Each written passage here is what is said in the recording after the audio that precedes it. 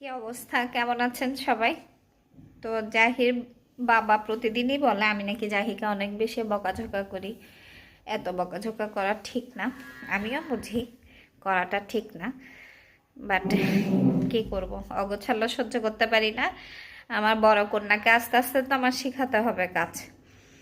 তো ওকে এখানে আসার পর থেকে প্রতিদিন আমি যে জিনিসটার জন্য একটু বকা দিই সেটা হচ্ছে ওর রুমটা গোছানোর জন্য।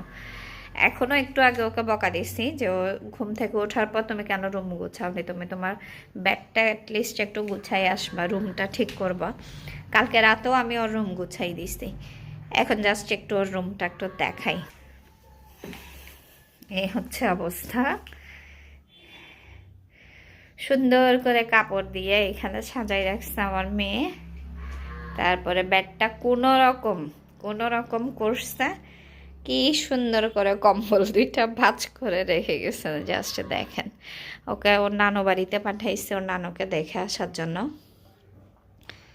কি সুন্দর করে গোছাই রাখছে। বকা না দিয়ে কই যাব। এখন ওর বাবা কেন বলে মেয়েকে বকা না দিতে সেটা একটু দেখাই। ড্রয়িং রুমটাও আমি সব সময় গুছাই রাখি, জাস্ট 10 মিনিট আগে ও এখানে এসে বসছে।